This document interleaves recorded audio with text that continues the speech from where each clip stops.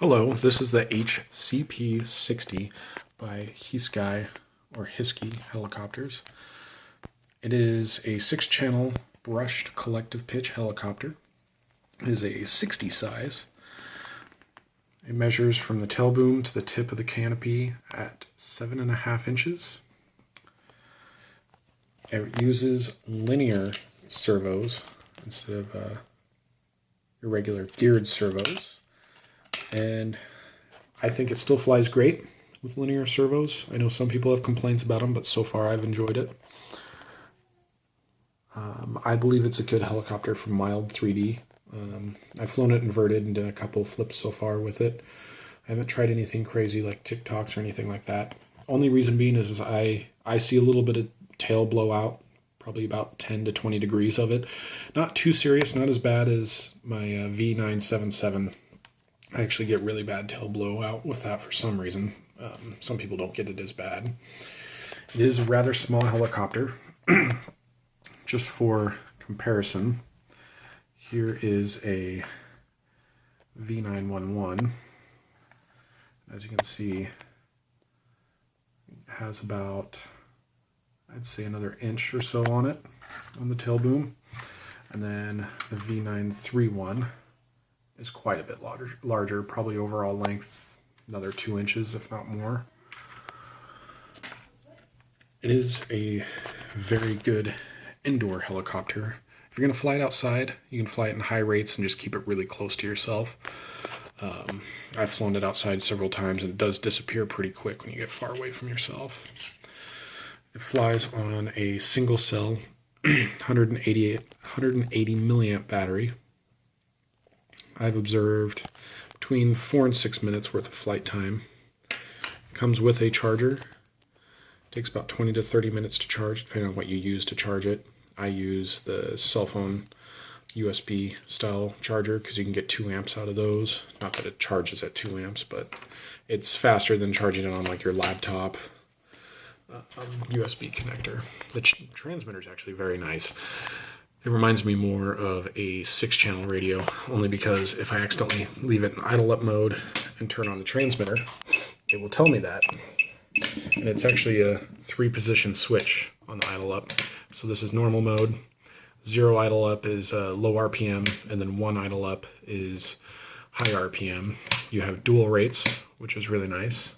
It's got a 6-axis gyro, so if you flip this to the 1 position, it'll actually self-hover or self-stabilize. And then throttle hold, which will prevent the motor from turning or the blades from spooling up if you move your throttle in any direction.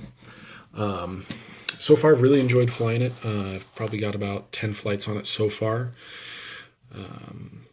No bad tendencies other than the tail blowout. Other than that, it's very stable in a hover. It's very well balanced out of the box. There's no bad vibrations or anything like that. The canopy is very nice. It actually has a nice protective cover on that. You can see that right there. That's all just a plastic, almost like a saran wrap over it. I haven't peeled it off yet because I kind of like having it on there just in case I crash. I'm actually going to make a more detailed video on the transmitter because there's so much to it. You can set up dual rates, like I said. You can actually set up exponential, which a quick overview of that is if it's too twitchy at center stick, but you still want full rates. You set up expo, so when you're, let's say, at 25% deflection on your aileron, if you have 50% expo, it'll actually be more like 12 or 13%. So it feels softer at center stick, a little more easier to control. And then if you go to full stick, you'll still have that full range of motion or full servo throw. Owner's manual. Now another thing I really like is in the parts bag, you get a small screwdriver, an Allen wrench.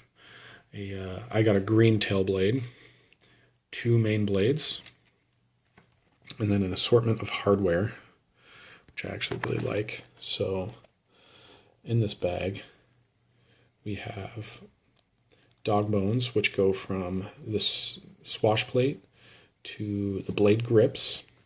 So that would be from right here to down here. And then the next part it comes with goes from the swash plate to the servo, which is right here.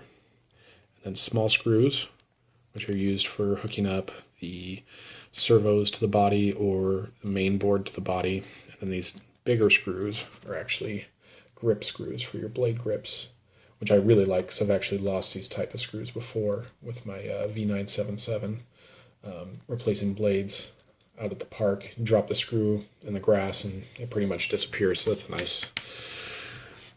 a nice addition to the kit. Like I said, I'll go through the transmitter in more detail. There's not a whole lot to the helicopter.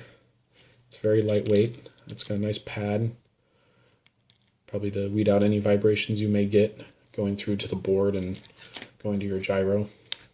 The biggest battery I could fit was a 220 milliamp, and I really had to stress the brackets getting in there, so I think I'll stick with the stock battery just so I don't break anything.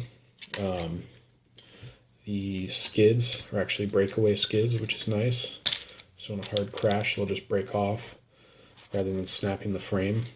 I like that idea. I believe the V977 has that, and I've done it several times to it. So yeah, if you have any questions, please leave me a comment. Like I said, I'll go through the transmitter in more detail, and I'm also going to have just like a hover flight after this. I've already posted a indoor flying session with this helicopter. I'll leave a link below to that and where to buy it. It was sent to me by Banggood. I appreciate them sending this to me for review. And again, if you have any questions, please leave me a comment. Thank you.